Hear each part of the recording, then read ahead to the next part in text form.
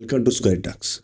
సారంపల్లి మల్లారెడ్డి గారు కమ్యూనిస్టు రాజకీయాలతో దాదాపు 5 దశాబ్దాలుగా కొనసాగుతున్న వాళ్ళు, రైతుల సమస్యలపై బాగా పట్టుండి రైతు సంఘం అధ్యక్షులుగా కూడా చాలా కాలం పనిచేశారు, చాలా ఏళ్ళు కొనసాగారు. ఇప్పుడు ఆల్ ఇండియా కిసాన్ సభ నేషనల్ వైడ్గా వైస్ ప్రెసిడెంట్గా ఉన్నారు. ఆయనతో ఈరోజు రాష్ట్రంలో ఉన్న రైతు సమస్యలపై, అలాగే ధరణి, భూభారతి లాంటి సమస్యలపై కూడా చర్చిద్దాం. నమస్తే అండి మల్లారెడ్డి. నమస్కారం. ఇవాళ గత కేసీఆర్ ప్రభుత్వంలో ధరణి అని రైతుల మేలు కోసం తీసుకొస్తున్నా అని చెప్పి ధరణి అని తీసుకొచ్చారు. ఆ తర్వాత దాని మీద చాలా దాంట్లో సమస్యలు ఉన్నాయని చెప్పి ఇప్పుడు రేవంత్ రెడ్డి కాంగ్రెస్ సర్కార్ మళ్ళీ భూభారత్ తీసుకొస్తుంది. అసలు ధరణిలో ఏం సమస్యలు ఉన్నాయి? భూభారత్ నిజంగానే ధరణి కంటే గొప్పగా ఉందా? రైతులకు ఏమైనా మేలు జరుగుతుందా? ఒక విషయం ఏంటంటే, తెలంగాణ రాష్ట్రంలో భూ సమస్య అత్యంత కీలకమైంది. నైజాం ఉన్నప్పుడే ఇక్కడ దాదాపు జమీందారీ విధానం పెద్ద ఎత్తున ఉంది. అప్పటికి ఆ నైజాం కాలంలో మనకు రెవెన్యూ చట్టాలు లేవు. అప్పుడున్న భూమి 3 కోట్ల ఎకరాలు రైతుల పట్టా ఉంది, 1.5 ఎకరాలు జమీందారులకు హ్యాండ్ ఓవర్లో ఉంది, 55 లక్షల ఎకరాలు సర్ఫెఖాస్త్ అని చెప్పని నిజాం తన సొంత ఆధీనంలో ఉంచుకున్నాడు. ఆ విధంగా ఏంటంటే 5 కోట్ల ఎకరాల భూమి ఉన్నప్పుడు ఇక్కడ ఉన్నటువంటి రైతులకు ఎవరికైతే పట్టాలు ఇచ్చారో వాళ్ళకి ఎలాంటి హక్కు ఉండాలి అని చెప్పని ఆలోచించి ఏంటంటే 1907లో మొట్టమొదటిసారి రెవెన్యూ చట్టం తెచ్చాడు నైజాం. ఇక్కడ రైతులు 3 విధాలుగా విభజించబడ్డారు. ఒకటి దివానీ. దివానీ అంటే రైతుల పట్టా. 2 జమీందారీ. జమీందారు దగ్గర జమీందారు పేరు మీదనే భూములు ఉంటాయి, కౌలు చేయడం ఉంటుంది. 3వది సర్ఫెఖాస్తు, రాజుగారి భూములు. ఈ భూములకు వాళ్ళకు హద్దులు పెట్టడం కోసం ఏంటంటే 1907లో ఒక చట్టం తెచ్చాడు. ఆ చట్ట ప్రకారం ఏంటంటే ఎవరైతే వాస్తవంగా సాగు చేసేవాళ్ళు లేదా కౌలు చేసేవాళ్ళ పేరు కూడా నమోదు చేశారు. కౌలు కంటే జమీందారుల భూములు కౌలుకి ఇచ్చేవాళ్ళు, జమీందారుల భూములన్నీ కూడా. ఆ విధంగా ఏంటంటే భూ ఎజెండా మీదకి రావడానికి కారణం ఏమిటంటే, అప్పటికి పంటలు పండితేనే శిస్తు అంటే పండిన పంటలో భాగం, పండకపోతే ఏమీ లేదు చేశారు. కానీ అదే సందర్భంలో 1886లో ఆంగ్లేయులు వచ్చినప్పుడు భారతదేశంలో వాళ్ళు శిస్తును ప్రవేశపెట్టారు. శిస్తునంటే రూపాయి నగదులో ప్రవేశపెట్టారు భూమి శిస్తు. ఆ శిస్తు ఎలా పెట్టారంటే ఎకరానికి ₹1.5, కొంచెం మంచి భూమి అయితే ₹1.30, ఇంకాస్త మంచి భూమి కనుక అయితే ₹2, మ్యాక్సిమం ₹2. దాన్ని చూసి ఇక్కడ ఉన్న నైజాం కూడా ఏమిటంటే ఇతను కూడా శిస్తు ప్రవేశపెట్టాడు, డబ్బుల్లోకి మార్చాడు. ఈ శిస్తు పండకున్నా కట్టాలి. ఈ శిస్తు వసూలు చేయడానికి పటేల్ పటవార్లను పెట్టారు గ్రామంలో. వాళ్ళ మీద చెకప్ చేయడానికి ఆర్ఐని పెట్టారు, రెవెన్యూ ఇన్స్పెక్టర్. అతని మీద తహసీల్దారు, ఈ తహసీల్దార్ల మీద కలెక్టరు. ఇలా ఈ డబ్బులు వసూలు చేయడానికి కలెక్టర్ అంటే కలెక్షన్ చేసేవాడు. ఇప్పటికీ ఆ పేరు మార్చాలని చాలా ప్రయత్నాలు చేస్తున్నారు, కానీ ఎందుకో మార్చలేకపోతున్నారు. అది కలెక్టర్లు అవమానంగా ఫీల్ అవుతున్నారు. బిల్ కలెక్టర్ని కలెక్టర్ అంటారు, మమ్మల్ని కలెక్టర్ అంటారు అని చెప్పారు. వీళ్లకు తోడుగా రక్షణ ఉండడానికి పోలీసు వ్యవస్థను పెట్టారు. కాబట్టి మొట్టమొదటి ఉన్నాయి 2 వ్యవస్థలే, ఒక రెవెన్యూ, ఒకటి పోలీసు. ఆ స్థితిలో ఏమిటంటే ఈ భూములు రాసినప్పుడు వీళ్ళు శిస్తు జబర్దస్త్గా వసూలు చేసినప్పుడు పంటలు పండకపోతే భూములకు రాజీనామాలు పెట్టి పారిపోయారు. నాకు భూమి వద్దు అని చెప్పని ఆ రాజీనామా పెట్టిన భూములను ఖారజ్ ఖాతా అంటారు. ఖారజ్ ఖాతా అంటే ఖారజ్ అంటే రద్దు, ఖాతా అంటే అకౌంట్. నాకు భూమి వద్దు అని. అయినా బలవంతంగా ఎక్కడికి పోయినా పట్టుకొచ్చి మళ్ళీ వాడిని భూమి మీద కూర్చోబెట్టి వసూలు చేసేవాళ్ళు. ఇది జరుగుతూ ఉన్నటువంటి క్రమంలోనే వాళ్ళు ఏంటంటే రెవెన్యూ బోర్డు ఏర్పాటు చేశారు. బోర్డు అంటే గవర్నమెంట్కు ఆదాయం వచ్చే ఒక 8 డిపార్ట్మెంట్స్ను కలిపి ఒక బోర్డు ఏర్పాటు చేశారు. ఎక్సైజ్ డిపార్ట్మెంట్, ఇది మద్యం, తర్వాత ఎక్సైజ్ సుంకం, ఆ తర్వాత ఈ ఎండోమెంటు, తర్వాత కోర్టు డిగ్రీలు, వీటన్నిటిని కలిపి ఒక వ్యవస్థను ఏర్పాటు చేశారు. ఈ వ్యవస్థ ఏర్పడ్డ తర్వాత ఈ జమీందారులు వాళ్ళు ఏమిటంటే వాళ్ళకు ఉన్నటువంటి గ్రామాలలో, వాళ్ళ ఏరియాలో ఉన్న గ్రామాలలో తీవ్ర నిర్బంధం ప్రయోగించారు శిస్తు వసూలుకు. అప్పుడు వాళ్ళ పశువులు ఉంటే పశువులు, గొడ్లు ఉంటే గొడ్లు, ఏమిటి అవి ఎత్తుకుపోయేటటువంటి వాళ్ళు. ఆ విధంగా జరుగుతున్నటువంటి క్రమంలో ఏమిటంటే ఈ చట్టాలు అదనంగా చేస్తూ వచ్చారు. చివరికి మనకు స్వాతంత్ర్యం వచ్చింది. అంటే భారతదేశానికి 1947లో స్వాతంత్ర్యం వచ్చినా మనకు తెలంగాణకు వచ్చింది 1948లో, ఓ సంవత్సరం తర్వాత. ఆ తర్వాత ఏంటంటే భారతదేశం యొక్క చట్టాలన్నీ కూడా మనకు వర్తించబడ్డాయి.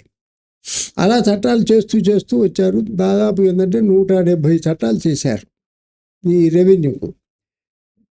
అయితే ఇక్కడ ఒక విశేషం గమనించాల్సింది ఏమిటంటే రెవెన్యూ చట్టాలు అనేది 1956లో 2 ప్రాంతాలు ఏకమైనవి, తెలంగాణ, ఆంధ్రప్రదేశ్. కానీ రెవెన్యూ చట్టాలలో మాత్రం కౌల్దారి చట్టం ఆంధ్ర ఏరియా అని వితిన్ బ్రాకెట్లో పెట్టారు. కౌల్దారి చట్టం తెలంగాణ ఏరియా అని చెప్పాను. తెలంగాణ చట్టాలు తెలంగాణకే, ఆంధ్ర చట్టాలు ఆంధ్రాకే కొనసాగుతూ వచ్చినాయి. 1999లో చంద్రబాబు నాయుడు ఏం చేశాడంటే అసలు ఈ రెండు ఇట్లా వేరువేరుగా ఎందుకు ఉండాలి, రెండింటి కలిపేద్దామని చెప్పి ఉమ్మడి చట్టం ఒకటి చేశాడు. ఆ ఉమ్మడి చట్టం చేస్తే ఆ చట్టం శాసనసభలో పెడితే అది విగిపోయి ఎవరు అంగీకరించలే, వదిలేసుకున్నాడు. ఆ తర్వాత మనకు ప్రతి 10 ఏళ్ళకు ఒకసారి భూములు సర్వే చేయాలి. ఎవరు వాస్తవంగా సాగుదారులు అయితే వాళ్ళకు పట్టాలు ఇవ్వాలి అని చెప్పనేది ఒక నిబంధన. 1940లో సర్వే చేశారు. ఆ తర్వాత ఇక సర్వే చేయలే. చంద్రబాబు వచ్చిన తర్వాత సర్వే చేయడానికి ప్రయత్నం చేశాడు, ఆంధ్ర సర్వే అని. ఆంధ్ర సర్వే అని చేసినప్పుడు ఏమిటంటే దాన్ని తెలంగాణ సర్వేయర్లు వ్యతిరేకించారు, సుప్రీంకోర్టుకు వెళ్ళారు. సుప్రీంకోర్టు కూడా ఏమిటంటే ఆంధ్ర సర్వే తెలంగాణలో ఇంప్లిమెంట్ చేయకూడదు అని చెప్పారు. ఎందుకని అక్కడ 10 ఎకరాల మెట్ట కనుక ఉంటే ఒక సర్వే నంబరు, అందులో ఎందరు రైతులు ఉంటే వాళ్ళ పేరు రాస్తారు. 5 ఎకరాల మాగానికి, వరి పొలానికి ఒక సర్వే నంబరు. కానీ తెలంగాణలో ఒక గుంటకు ఒక సర్వే నంబరు, 10,000 ఎకరాలకు ఒక సర్వే నంబర్ ఉంది. ఈ 10,000 ఎకరాల్లో ఈ రైతు ఎక్కడున్నాడో ఒక ఐడియా ఉండేది కాదు. అప్పుడు సేత్వరం చేయాలి అంటే పోడీ చేయడం, సర్వే చేసి ఆ పోడీని నక్షాలో రాయడం, ఇది పద్ధతి ఉండేది. ఇలాంటి స్థితిలో ఏమిటంటే మనం రెవెన్యూ చట్టాలు ఎప్పటికప్పుడు మారుస్తూ వచ్చారు. రాజశేఖర రెడ్డి పోయాడు. రాజశేఖర రెడ్డి పోయిన తర్వాత ఇతను వచ్చాడు, కేసీఆర్ వచ్చి ఏం చేశాడంటే నేను అసలు ఈ రెవెన్యూ డిస్ప్యూట్స్ బాగా ఉన్నాయి, ఈ రెవెన్యూ డిస్ప్యూట్స్ని తీసేస్తాను అని చెప్పని ధరణి అని ఒక చట్టం తెచ్చాడు. ఆయన తెచ్చిన ధరణి చట్టం ఏమిటంటే మొత్తం రెవెన్యూ చట్టాన్ని ముట్టుకోలే, దాని జోలికే వెళ్ళలే, ఒకే ఒక సెక్షన్ను రద్దు చేశాడు. అది 1971 పాస్బుక్స్ యాక్ట్ సెక్షన్ 26ను రద్దు చేశాడు.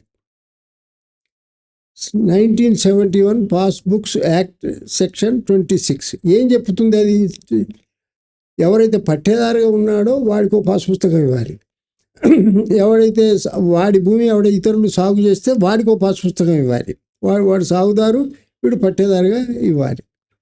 ఇది చేశాడు. అయితే అంతకుముందు ఏమిటంటే భూములు క్రయ విక్రయాలు జరిగినప్పుడు కొనేవాడే అన్నీ చూసుకోవాలి, ఈ అమ్మేవాడికి హక్కులు ఉన్నాయా లేవా, అతను భూమి ఎవరికైనా తాకట్టు పెట్టాడా, ఏం చేశాడని చెప్పని చూసుకునేది. ఈ ధరణి వచ్చిన తర్వాత ఏంటంటే అమ్మేవాడే తనకు అన్ని హక్కులు ఉంటేనే అమ్మేటటువంటి పవరు కల్పించాడు. అంటే ఒక విధంగా చెప్పాలంటే భూములు కొనుగోలు చేసే వాళ్లకు చిక్కు లేకుండా చేశాడు. మిగతా చట్టాల జోలికి వెళ్ళకుండా మనకు చాలా ఇప్పుడు రెవెన్యూ సమస్యలు పరిష్కరించడానికి రెవెన్యూ కోర్టులు ఉన్నాయి, tahsildar court, RDO court, collector court ఉన్నాయి. వీటిని రద్దు చేశాడు. అసలు వీళ్ళు లంచాలు తీసుకుంటున్నారు, అసలు ఈ పాస్ పుస్తకాలు వచ్చిన తర్వాత వీళ్ళు అవసరం లేదని చెప్పని ఆ 3 రెవెన్యూ కోర్టులను రద్దు చేశాడు. అప్పుడు అందులో 16,140 కేసులు పెండింగ్లో ఉన్నాయి, నడుస్తూ ఉన్నాయి. వాటిని పరిష్కరించడానికి ఒక ట్రిబ్యునల్ వేశాడు. వేసి 4 నెలల్లో ఎక్స్పర్టైట్ ఏకపక్షంగా పరిష్కారం చేశాడు. మీకు ఇష్టం కాని వాళ్ళు సివిల్ కోర్టుకు అప్పీల్కి వెళ్ళండి అన్నాడు. ఆ విధంగా తెచ్చాడు ఒకటి. అయితే ధరణిలో అమెండ్మెంట్ చేసింది ఏమిటి, వారసత్వ భూములను కూడా రిజిస్ట్రేషన్ చేయాలి. ఇప్పుడు మా తండ్రి చనిపోతే మా అమ్మ మా పేరు మీద రిజిస్ట్రేషన్ చేయాలి. చేసి అది మేము ఇస్తేనే మోటేషన్ జరుగుతుంది, లేకపోతే లేదు. అంటే వారసత్వ భూములకు అది ఇవ్వడం. తర్వాత ఏంటంటే మేము మొదటి నుంచి సాగులో ఉంటే ఆ సాగులో ఉన్న భూమి కనుక అమ్ముడు పోతే కొంత భూమి అమ్మితే మిగతా భూమి అమ్మకుండా 22A అనే ఓ రిజిస్టర్ ఉంది, రిజిస్ట్రేషన్ ఆఫీస్లో ఉంటుంది. పిఓటి యాక్ట్ అంటారు దాన్ని, ప్రొహిబిషన్ ఆఫ్ ట్రాన్స్ఫర్ యాక్ట్. దాని కింద నిషేధించబడ్డది. అట్లా 18,45,000 ఎకరాలు 18,45,000 ఎకరాలు పార్ట్ బి కింద పెట్టి అవి రిజిస్ట్రేషన్ కాకుండా ఆపేశాడు. తర్వాత అన్నదమ్ములలో ఒకడు అన్న అమ్ముకున్నాడు అనుకోండి, తమ్ముని పోయి అమ్మకుండా ఒక సర్వే నెంబర్లో కొంత పార్ట్ అమ్మితే మిగతా పార్ట్ను నిషేధపు చట్టంలో పెట్టారు. తర్వాత డిజిటలైజేషన్ చేశారు. డిజిటలైజేషన్ చేసినప్పుడు ఏంటంటే మల్లారెడ్డి వాడు విల్ఫుల్గా ఏంటంటే ఎల్లారెడ్డి వైఎన్ రాసేవాడు అనుకోండి. అయితే నా అకౌంట్ ఆ పేరు మార్పిడి వల్ల స్కీమ్ అవసరం ఉన్నప్పుడు అది స్వీకరించదు. కొంతమందికి ఏంటంటే మొత్తం పేరు రాయకుండా ఉత్తగానే శ్రీ అని రాశారు, కొందరు ఉత్తగానే చుక్కలు పెట్టారు. ఎందుకని ఇవన్నీ డబ్బుల కోసం రెవెన్యూ డిపార్ట్మెంట్ వాళ్ళు ఇలాంటి తప్పులు చేశారు ఈ డిజిటలైజేషన్ సందర్భంగా. మొత్తం ఈ పేర్లు తప్పు రాయడం, సర్వే నెంబర్ ఎక్కువ రాయడం, సర్వే నెంబర్ తక్కువ రాయడం, ఇవి జరిగినప్పుడు వీటన్నిటి మీద మేము ఏం చేసామంటే సేకరించి 13 తప్పులు ఉన్నాయి, ఈ 13 తప్పులను మీరు సరి చేయాలి అని చెప్పి మేము ముఖ్యమంత్రికి మెమోరాండం ఇచ్చాము. ఆయన ఏం చేశాడు, మనం ఒక్కసారి కాదు వరుసగా ఏడాది 2018 నుంచి 20 కనుక పోరాటం చేస్తూ వచ్చాం. 2020 నుంచి 22 వరకు పోరాటం చేస్తూ వచ్చాం. చివరికి హరీష్ రావు తోటి ఒక కమిటీ వేశాడు. ఆ కమిటీ క్యాబినెట్ కమిటీ ఏం చేసిందంటే ఈ పరిశీలించి వాళ్ళకు కూడా మేము రిప్రజెంటేషన్స్ ఇచ్చాం. వాళ్ళు పరిశీలించి 33 లోపాలు ఉన్నాయి ధరణిలో, వీటిని మేము సరి చేస్తాం అని చెప్పని అన్నాడు. ఆయన ఏం చేశాడు, మీరు మనిషికి 1,600 రూపాయలు మీ సేవలో కట్టండి అన్నాడు. 4 లక్షల మంది కట్టారు, 4.5 లక్షల మంది. డిలే చేస్తూ వచ్చాడు. ఈలోపు గవర్నమెంట్ పడిపోయింది. తర్వాత కేసీఆర్ ఉన్నప్పుడే ROR అని ఒక చట్టం ఉంది, రికార్డ్ ఆఫ్ రైట్స్. అంటే సాదా బైనామాలు పట్టా చేయడం. సాదా బైనామాలు అంటే తెల్ల కాగితాల మీద కొనుగోలు చేసిన భూములు పట్టా ఇవ్వడం. దాన్ని 2008లో వైఎస్ రాజశేఖర రెడ్డి ప్రవేశపెట్టాడు. ఎందుకంటే తెలంగాణలో భూములు రిజిస్ట్రేషన్ చేసుకోవడం లేదు, అందుకోసం మీరు కొన్ననాటి రిజిస్ట్రేషన్ ఛార్జీ ఎంత ఉంటే అంతే ఇవ్వండి, పెరిగింది అక్కర్లేదు అని చెప్పని పెట్టాడు. అది 5 ఎకరాల లోపు అండకు పెడితే చాలామంది దరఖాస్తులు పెట్టారు. ఈ కేసీఆర్ కూడా 12 లక్షల మంది దరఖాస్తు పెట్టారు. కేసీఆర్ ఏమన్నాడంటే ఆ వైఎస్ రాజశేఖర రెడ్డి ఆ కొన్ననాటి రిజిస్ట్రేషన్ ఛార్జీ అంటున్నాడు, నాకు రిజిస్ట్రేషన్ ఛార్జీ కూడా అక్కర్లేదు, ఫ్రీగానే చేస్తా అని పెట్టాడు. చెప్తే 12 లక్షల మంది దరఖాస్తులు పెట్టుకున్నారు. అది పెట్టుకొని వాళ్ళకు కూడా పట్టాలు చేయలే. ఆ విధంగా ఏమిటంటే ఈ ధరణిలో వారసత్వం పట్టాలు మ్యూటేషన్ చేయడం, ROR భూములు కొంటే మన తెల్ల కాగితాల మీద పట్టాలైతే రిజిస్ట్రేషన్ కాకుండా ఆపడం, తర్వాత డిజిటలైజేషన్లో పేర్లు తప్పు రాయడం, ఇవన్నీ జరిగినప్పుడు మనం ఆందోళన చేస్తే వాళ్ళు కేసీఆర్ వేసిన క్యాబినెట్ సబ్ కమిటీ వాళ్ళు ఏమిటంటే మేము వెంటనే పరిష్కారం చేస్తాం అని చెప్పి అన్నారు. అని 33 లోపాలని వీటిని సరిచేస్తాం, 10 లోపాలను ఒక మాడ్యూల్గా పెడతాం, ఒక గ్రూప్గా పెట్టి సెట్ చేస్తామని చెప్పి అన్నారు. ఈ లోపల ప్రభుత్వం పోయిన తర్వాత వీళ్ళు మేము ధరణిని బంగాళాఖాతంలో దొక్కుతాం, ఇక్కడ దొక్కుతాం, అక్కడ దొక్కుతాం అని చెప్పని కాంగ్రెస్ వాళ్ళు అన్నారు. కాంగ్రెస్ అధికారానికి వచ్చిన తర్వాత వాళ్ళు కమిటీ సమావేశానికి నన్ను కూడా పిలిచారు వరుసగా. సునీల్ అని అందులో అడ్వకేట్ ఉన్నాడు, అతను దగ్గర మిత్రుడు. కోదండ రెడ్డి కూడా కావాల్సిన వాడు. వాళ్ళు నేను కమిటీ మెంబర్ని కాకుండా పిలిచారు సలహాల కోసం. మనం సలహాలు ఇచ్చాం. ఇచ్చిన తర్వాత వాళ్ళు ఒక చట్టం చేశారు, భూభారతి అని. ఆ తర్వాత ఎప్పుడు భూభారతి జనవరి 4, 2024లో చేశారు చట్టం. జనవరి నుంచి ఏప్రిల్ 14న రూల్స్ తెచ్చారు. ఇది అయితే ఈ భూభారతిలో చేసిన మెరుగేమిటి? చాలామంది అంటే భూభారతిలో మేము సమస్యలని పరిష్కరించామంటున్నారు. సమస్యలు ఏమీ పరిష్కరించడం, పూర్తి పరిష్కారం కాల, కానీ జస్ట్ బెటర్ దాన్ ధరణి. ఏమిటంటే ఇక్కడ వారసత్వ భూములను ఏం చేశారంటే, మీ అన్నదమ్ములు ఫైసల్నామా రాసుకొని అది ఎంఆర్ఓకి ఇస్తే సరిపోతుంది. కానీ షెడ్యూల్డ్ బి అని ఒకటి పెట్టాడు రూల్స్లో. ఏమిటి? ఎకరానికి 2,500 రూపాయలు ఇవ్వాలి అని. అది ఒకవేళ 10 ఎకరాలు కనుక వాళ్ళు పంచుకుంటే 10 × 2,500 అంటే 25,000 ఇవ్వాలి. అంటే ఒక విధంగా రిజిస్ట్రేషన్ కానీ ఎక్కువనే అవుతుంది. అట్లా షెడ్యూల్డ్ బి అని, షెడ్యూల్డ్ ఏ అని చెప్పి 2 రూల్స్ అటాచ్ చేశాడు. ఆ చట్టంలో లేదు. కాబట్టి వాళ్ళు నిరంతరం ఏంటంటే మేము ఉచితంగానే వారసత్వ భూములు మొటేషన్ చేస్తున్నాం అని చెప్పి అనేది ఎంతవరకు నిజమంటే, రెండో వైపు నుంచి ఈ డబ్బులు వసూలు ఒకటి, పేరు మార్పిడి, పేరు తప్పులు పడ్డాయి. వాటికి ఏం చేశారు? ప్రతి దానికి 1,000 రూపాయలు మీరు ఫీజు కట్టాలి అని చెప్పి షెడ్యూల్డ్ బిలో పెట్టారు. 1,000 రూపాయలు. ఇప్పుడు నా 4 తప్పులు అనుకోండి, 4,000 కట్టాలి. మేము అన్నాం అప్పుడు హరీష్ రావే 4.5 లక్షల మంది దగ్గర వసూలు చేశాడు, ఆయన ఏమీ చేయలేదు, మళ్ళీ మీరు 1,000 రూపాయలు అంటున్నారు ఏమిటి అని చెప్పాను. తర్వాత రెండవది ఏమిటంటే, భూమి అమ్మకం జరిగినప్పుడు స్లాట్ బుక్ చేయాలి. స్లాట్ బుక్ చేస్తే ఏదో కారణం చేత రిజిస్ట్రేషన్ చేసుకోలే.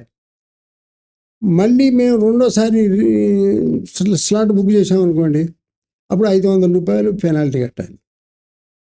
ఒకవేళ రెండోసారి కూడా చేసుకోలేదు, మూడోసారి స్లాట్ బుక్ చేసాము, అప్పుడు 1,000 రూపాయలు పెనాల్టీ కట్టాలి. ఇదేమిటి అసలు?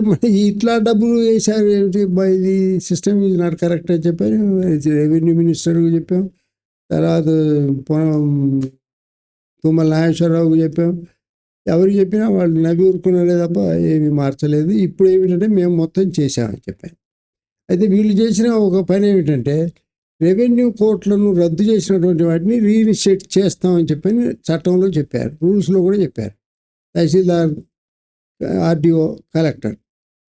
తహసీల్దార్ కనుక మీకు తీర్పిస్తే, ఇప్పుడున్న లోపాల మీద తీర్పిస్తే, ఒకవేళ అది మీకు నచ్చకపోతే 30 డేస్లో మీరు ఆర్డీఓ దగ్గరికి వెళ్ళండి. ఆర్డీఓ కనుక చేసింది కూడా నచ్చకపోతే 30 డేస్లో మీరు కలెక్టర్ దగ్గరికి వెళ్ళండి. అక్కడ మీకు నచ్చకపోతే మేము ట్రిబ్యునల్ని అపాయింట్ చేస్తాం, ట్రిబ్యునల్ దగ్గరికి వెళ్ళండి. ట్రిబ్యునల్ దగ్గర కూడా మీకు నచ్చలేదు అనుకోండి, యూ గో టు సివిల్ కోర్టుకి వెళ్ళండి అని చెప్పని చట్టంలో చేశారు. మేము మీకు హక్కులు కల్పించాం కదా. ఇంకోటి, అప్పుడు రికార్డ్స్ అన్ని రహస్యంగా ఉండేది. ఇప్పుడు అలా కాదు, ఎవరి రికార్డు ఎవరైనా చూడొచ్చు. పైగా 10 రూపాయలు కనుక కడితే కాపీ ఇస్తారు. తర్వాత గ్రామాలలో సాగు భూములు, సాగేతర భూములు విడివిడిగా రిజిస్టర్లు మెయింటైన్ చేస్తాం, విఆర్ఓని పెడతాం. ఇంతకుముందు విఆర్ఓలు చేశారుగా, వాళ్ళందరూ కూడా మళ్ళీ రీఇన్స్టేట్ చేసి మీకు మేము భూములకు హక్కులు కల్పిస్తామని చెప్పారు. ఈ కౌలు రైతులకు చాలా ఇబ్బందులు జరిగాయి ధరణిలో అన్నారు. ఈ భూభారతిలో ఏమైనా మేలు జరిగిందా? మరి చేంజ్ అయింది? ధరణిలో సాగు తీసేశాడు. నేను చెప్పిన సెక్షన్ 26 ఉందే, ఆ 26 సాగుదారుకు హక్కు కల్పించడం, పట్టేదారు కాకుండా సాగుదారు కూడా హక్కు కల్పించారు. అది రద్దు చేయడం అంటే అసలు కౌలుదారులు లేరు అని చెప్పని బహిరంగంగా చెప్పాడు, అసెంబ్లీలో చెప్పాడు, ప్రతి చోట చెప్పాడు, నేను కౌలుదారులను గుర్తించను అని చెప్పేశాడు. వీళ్ళు వచ్చిన తర్వాత మేము కౌలుదారులను గుర్తిస్తాము అని చెప్పన్నారు, కానీ భూభారతిలో పెట్టలే ఒకటి. కానీ వీళ్ళు ఏం చేశారంటే, మేము ఇంతకుముందు పహణి రద్దు చేశాడు, పాస్ పుస్తకాలు ఇచ్చాడు. ఈ భూభారతిలో ఏమిటంటే, మేము 11 కాలమ్స్తో ఒక రికార్డు తయారు చేస్తాను, ఆ 11 కాలమ్స్లో ఈ సాగుదారు పేరు ఒక కాలంలో ఉంటుంది అని చెప్పి అన్నారు. అది ఎవరు రాస్తారు? ఇది విలేజ్ ఆఫీసర్స్ రాస్తారని చెప్పి. ఆ విలేజ్ ఆఫీసర్ని అపాయింట్ చేయలేదు, ఇంతవరకు అది పెండింగ్లోనే ఉంది, అదేమి ఇంప్లిమెంట్ కాలం. అందువల్ల ఏమిటంటే భూభారతిలో రెవెన్యూ వ్యవస్థను రీఇన్స్టేట్ చేసిన, అంటే మళ్ళీ పునరుద్ధరించిన వాళ్ళు ఇంతవరకు అమల్లోకి రాలే. ఎందుకు పెండింగ్లో పెట్టారు అనేది కూడా అర్థం కాదు.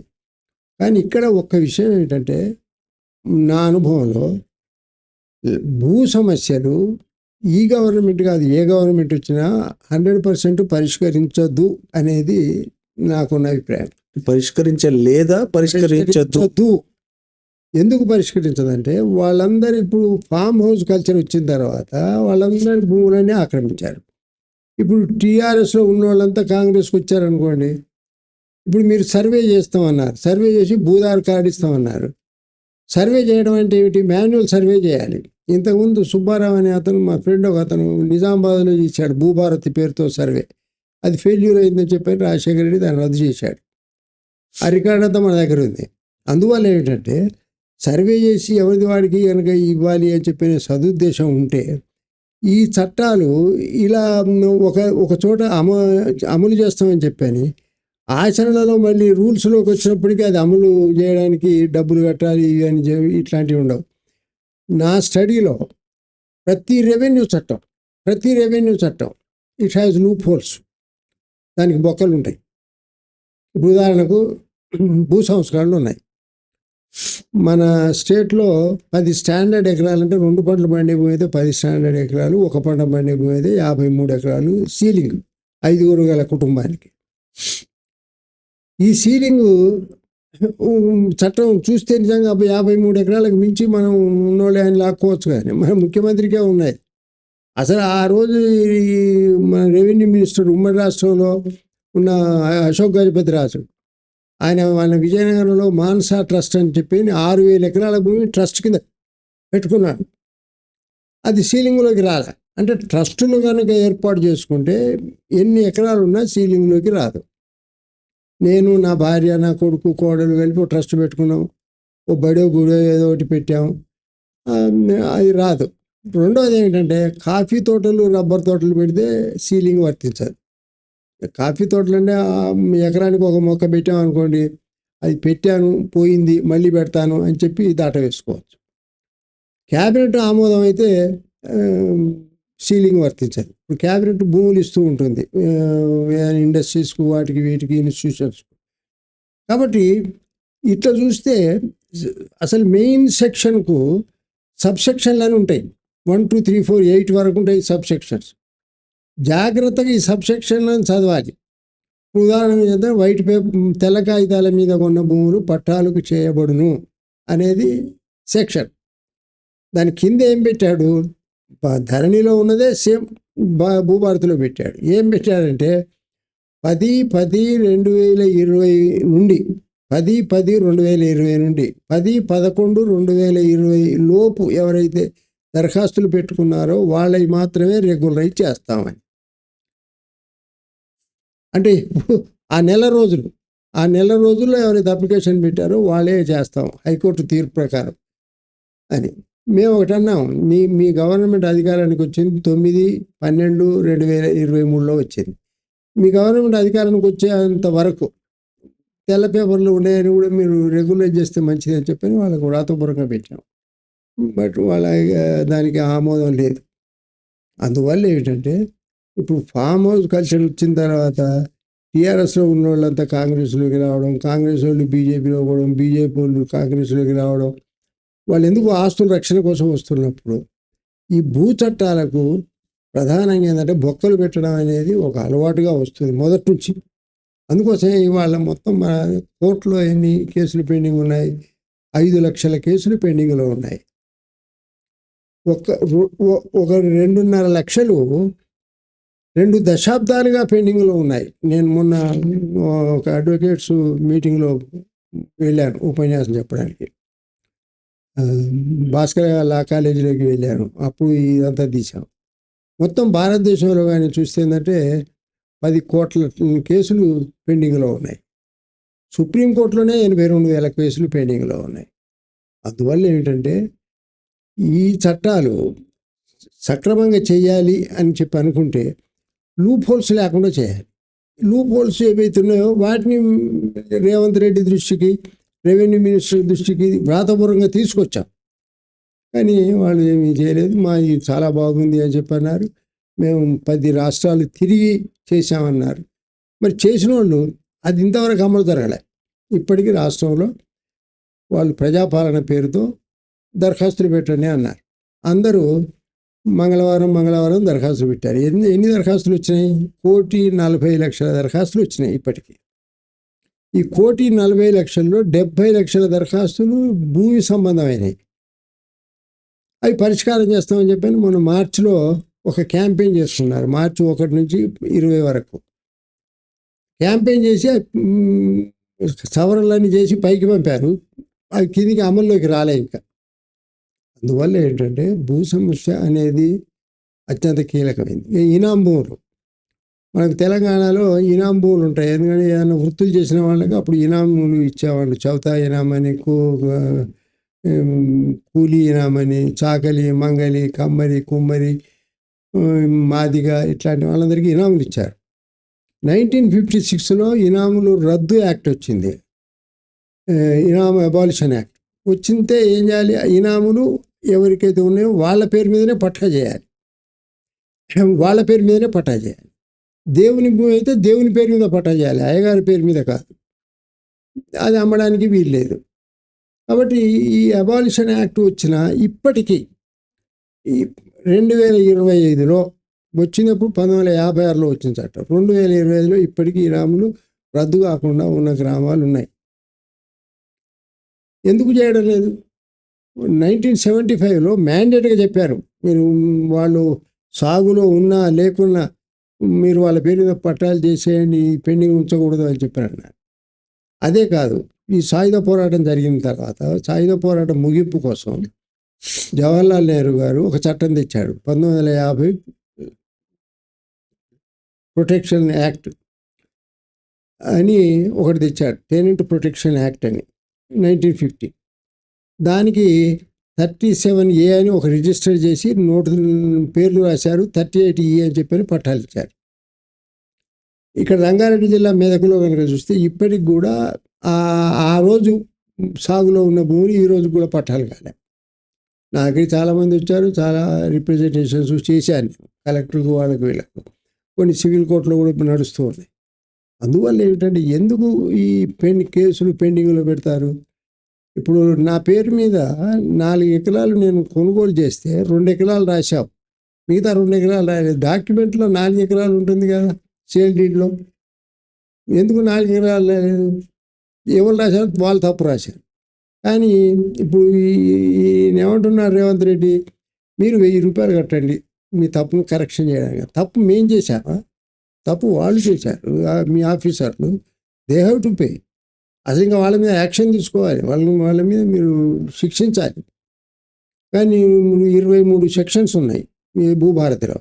23 సెక్షన్స్లో ఒక సెక్షన్ ఏమిటంటే ప్రభుత్వ ఉద్యోగుల మీద కేసులు పెట్టడానికి వీల్లేదని.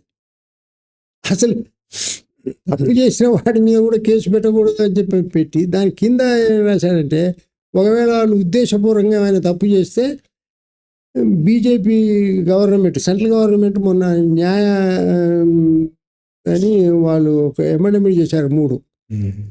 ఆ చట్టాల ప్రకారం శిక్షించాలి అని చెప్పని పెట్టారు. అది అమలు జరిగేది కాదు, పోయేది కాదు. అందువల్ల ఏంటంటే భూ సమస్య అనేది ఇప్పటికీ ఇంకా మన తెలంగాణలో నా అంచనా ప్రకారం 15 లక్షల ఎకరాల భూమి ప్రభుత్వ భూమి ఉన్నది. ప్రభుత్వ భూమి. సీలింగ్ భూమి 89,000 ఎకరాలు ఉంది. జిల్లాల వారికి నేను రిపోర్ట్ కూడా ఇచ్చాను. సీలింగ్ అంటే పెద్ద జమీందారుల వద్ద 53 ఎకరాలకు మించి ఉండి ప్రభుత్వానికి హ్యాండ్ ఓవర్ చేయబడ్డది. మళ్ళీ వాళ్ళు స్టే తెచ్చుకోవడానికి వీళ్ళు టైం ఇచ్చారు, వాళ్ళు స్టే తెచ్చుకున్నారు. ఎప్పుడు అది 1973లో వచ్చిన చట్టం. 75లో దాన్ని ఇంప్లిమెంట్ చేశారు. 75 నుంచి ఇప్పటికీ 2025 వరకు ఇప్పటికీ కూడా ఆ భూములు, సీలింగ్ భూములు 89,000 ఎకరాలు పంపిణీ కాకుండా ఉన్నదంటే మనం అర్థం చేసుకోవచ్చు. ఇప్పుడు మీరు రైతుల భూములకు సంబంధించిన సమస్యల గురించి మాట్లాడుతున్నారు కదా. తెలంగాణలో కానీ చాలా రాష్ట్రాల్లో ప్రస్తుతం అసలు భూములే రైతులకు ఉంచని పరిస్థితి నెలకొంది అనేది కనబడుతుంది మనకు. కంపెనీలకు ఇచ్చేయడము. అసలు హైదరాబాదుని మొత్తం తెలంగాణని హైదరాబాద్ చేద్దామని ఒక ప్లాన్. రీజనల్ రింగ్ రోడ్ కావచ్చు, దాని చుట్టూ కంపెనీలు తీసుకురావడం కావచ్చు, రియల్ ఎస్టేట్ పేరుతో ఊళ్ళల్లో కూడా రియల్ ఎస్టేట్ పోయడం, చివరికి వ్యవసాయ భూములు లేకుండా అయిపోయి రైతులు కూలీలుగా మారే పరిస్థితి వస్తుంది. ఇప్పుడు ఈ భూభారతి ధరణి గురించి ఇంత మాట్లాడుతున్నాం కదా, రేపు రైతులకు భూమి లేని కూలీలుగా మారే రైతుల గురించి కూడా మాట్లాడుకునే పరిస్థితి వస్తుంది. దీని మీద మీ అభిప్రాయం ఏంటి? ఒక విషయం అండి, యాదగిరి గుట్టను రీనోవేషన్ చేశారు. అక్కడికి కేసీఆర్ విమానంతో తిరిగాడు. వెంటనే యాదగిరి గుట్ట నుండి స్టేషన్ కాన్పూర్ వరకు సాగు భూమి అంతా రియల్ ఎస్టేట్ కిందకి వచ్చేసింది.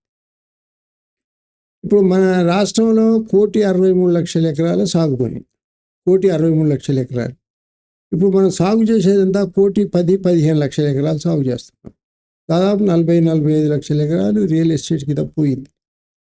అందుకోసం రియల్ ఎస్టేట్ వాళ్లకు గొడవలు లేకుండా ఉండడానికే ధరణిని పెట్టాడు పరోక్షంగా. వాడు అమెరికాలో ఉండి భూమి కొనవచ్చు, ఆన్లైన్ మీద డబ్బులు పంపించేసి కొనవచ్చు, అతనికి పాస్ పుస్తకం కూడా అమెరికాకు పంపిస్తారు. అందువల్ల ఏమిటంటే ఇంకొకటి, అది చంద్రబాబు తెచ్చిన చట్టాన్ని ఇక్కడ ఇంప్లిమెంట్ చేస్తున్నారు, ల్యాండ్ పూలింగ్ అని. ల్యాండ్ పూలింగ్ అంటే నాకున్నది 1 ఎకరం భూమి ఉంటుంది. ఆ భూమిని మీరు గవర్నమెంట్ తీసుకొని రోడ్లు వేస్తుంది, రోడ్లు వేసి డెవలప్ చేస్తుంది. డెవలప్ చేసిందంటే అందులో నాకు 400 గజాలు ఇస్తుంది నా ఓనర్కు. మిగతా భూమి గవర్నమెంట్ అమ్ముకుంటుంది. ఇప్పుడు వాళ్ళు 30,000 ఎకరాలు కొన్నారు, తీసుకున్నారు అట్లా ల్యాండ్ పూలింగ్ పేరుతో అమరావతిలో. ఇక్కడ కూడా దాదాపు నాకు తెలిసిందంటే 8,000 ఎకరాల భూమి పూలింగ్ కింద తీసుకోవడం జరిగింది. వాళ్ళు ఎందుకంటే పల్లెవనాలు, మేము గ్రామాన్ని డెవలప్ చేస్తామని చెప్పారు. ఇవి కూడా అసైన్ భూములు. అసలు నిజానికి అసైన్ భూముల జోలికి వెళ్ళకూడదు. అసైన్ భూమి కనుక నేను అమ్ముకుంటే మళ్ళీ నాది నాకు ఇప్పించాలి. అలాంటిది ఏమిటంటే రాజశేఖర రెడ్డి ఏం చేశాడు, 9/77 అని ఒక చట్టం తెచ్చాడు. ఆ చట్టం ప్రకారం నా భూమి తీసుకొని గవర్నమెంట్ హ్యాండ్ ఓవర్ చేసుకుంటుంది. ఇప్పుడు ఈ పేదలకు ఇచ్చినటువంటి అసైన్ భూములన్నీ ఈ ఫామ్ హౌస్లో అడ్మిట్ అయినాయి. అందువల్ల ఏమిటంటే రాను రాను ఏమిటంటే మొత్తం ఈ భూమిని వాళ్ళు కేంద్రీకరించి మీ పేదలను తొలగించడానికి మార్గాలు ఎన్ని ఉన్నాయో అన్ని ప్రయత్నాలు జరుగుతూ ఉన్నాయి. అయితే ఇప్పుడు ఎంత తొందరగా జరగకపోవచ్చు, కానీ ఏదైనా ఈ గవర్నమెంట్లో ఇప్పటికీ 15 లక్షల మందికి సమస్యలతో ఇబ్బంది పడుతున్నారు. 70 లక్షల మంది ఇండివిజువల్గా వాళ్ళు అప్లికేషన్లు పెట్టుకున్నారు. ఇవన్నీ పరిష్కారం కనుక అయితే చాలా సంతోషం.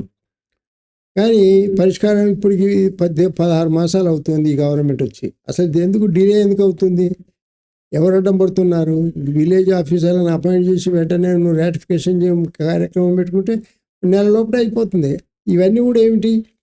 ఇప్పుడు వాడు పార్ట్ బి కింద కేసీఆర్ 18,45,000 ఎకరాలు పెట్టాడు.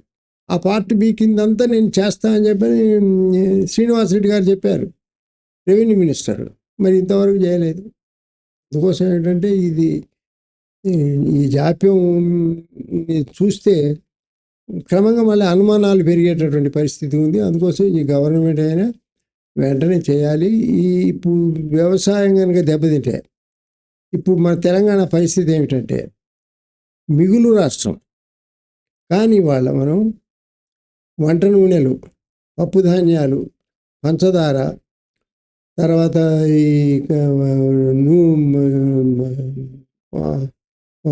ముతక ధాన్యాలు ఇవి దిగుమతి చేసుకుంటున్నాం. మన రాష్ట్రం తెలంగాణ రాష్ట్రం అసలు నిజానికి మనం భారతదేశంలోనే విత్తనోత్పత్తి రాష్ట్రం ఇది. మనం 2 కోట్ల టన్నులు విత్తనాలు ఉత్పత్తి చేసి అమెరికాకు, రష్యాకు, టర్కీకి పంపిస్తున్నాం. అలాంటి రాష్ట్రంలో మన రైతులకు మంచి విత్తనాలు దొరకడం లేదు. రెండో వైపు నుంచి ఏమిటంటే మనకు కావలసిన పంటలు పండించడానికి ఒక అగ్రికల్చరల్ ప్రణాళిక లేదు. ఇంతకుముందు మనకు యాక్షన్ ప్లాన్ అని ఒకటి ఉండేది. 2021లో యాక్షన్ ప్లాన్ను నిరంజన్ రెడ్డి తీసేశాడు. సెంట్రల్ గవర్నమెంట్ కూడా యాక్షన్ ప్లాన్ లేదు. అందుకోసం ఇప్పుడు మనకు మనకు ఉత్పత్తులు జరిగినవి కూడా మనం బై ప్రోడక్ట్స్ని దిగుమతి. ఇప్పుడు పాలు ప్రపంచంలో నంబర్ 1. పాల ఉత్పత్తులని మనకు స్విట్జర్లాండ్ నుంచి, అమెరికా నుంచి దిగుమతి అవుతున్నాయి. అలాగే వంట నూనెలు 1,30,00,000 టన్నులు దిగుమతి అవుతున్నాయి. పప్పులు ఏటా 60,00,000 టన్నులు దిగుమతి అవుతున్నాయి దేశానికి. అందువల్ల ఏమిటంటే దేనికైనా, రాష్ట్రానికైనా, సెంటర్కైనా వ్యవసాయ ప్రణాళిక ఉండాలి. ఈ చట్టాలను సక్రమంగా ఇంప్లిమెంట్ చేయాలి. మీరు అదే అమెరికా చెప్తారు. అమెరికాలో కనుక చూస్తే ఈ భూ సమస్యలు లేవు, ఒక సమస్య కూడా లేదు. అక్కడ ఏమిటి, 1,000-1,500 ఎకరాలు ఉన్నవాడు పేద రైతు. మామూలు రైతుకైతే 4,000 ఎకరాలు, 5,000 ఎకరాలు ఉంటుంది. వాళ్లకు అన్ని వనరులు ఏర్పాటు చేస్తారు. పోతే ఇక్కడ మద్దతు ధరలు నిర్ణయిస్తారు, ఖచ్చితంగా అమలు చేస్తారు వాళ్ళు. ఒకవేళ మద్దతు ధరలు కనుక మార్కెట్లో డెఫిసిట్ అమౌంట్ వస్తే ఆ అమౌంట్ను గవర్నమెంట్ రీపే చేస్తుంది. ఇక్కడ అది లేదు. అందువల్ల ఏమిటంటే ఇక్కడ చాలా వరకు ఒకటి బాధాకరమైంది ఏంటంటే 50 సంవత్సరాలు గడిచినటువంటి వాళ్ళలో ఇప్పటికీ 50% చదువు రాదు, అక్షరాస్యత లేదు. దానికి తోడు మహిళల పరిస్థితి కూడా అట్లాగే ఉన్నది. అందుకైతే ఈ లిటరసీ ఉన్నది ఎంత, 68%. ఆ లెఫ్ట్ పార్టీలు ఉన్నటువంటి కేరళ, బెంగాల్, త్రిపురలోనే 96%. మిగతా అన్ని రాష్ట్రాల్లో 65, 68, 69కు మించలే. అందుకోసం ఎడ్యుకేషన్ లేదు, ఆరోగ్యం లేదు, కనీసం సొంత ఇల్లు కట్టుకోవడానికి కూడా వీలు లేనటువంటి పరిస్థితి. ఇప్పుడు ధరలు రియల్ ఎస్టేట్ వాళ్ళు బాగా పెంచేశారు. రియల్ ఎస్టేట్ అంతా దివాళా తీసింది అని చెప్పని పెద్ద ఎత్తున గొడవ చేస్తున్నారు. అసలు నా ఉద్దేశం ఏంటంటే రియల్ ఎస్టేట్ దివాళా తీయాలి. ఎందుకంటే ఇంత 1-2 కోట్లు ధరలు పెంచాల్సిన అవసరం లేదు. ఈ కనీసం పేదవాడు ఒక 20,000 రూపాయల ఉద్యోగం వచ్చేవాడు ఒక 100 గజాలు కొనలేనటువంటి పరిస్థితిలో ఉంది. ఇది డెవలప్మెంట్ కాదు. ఇది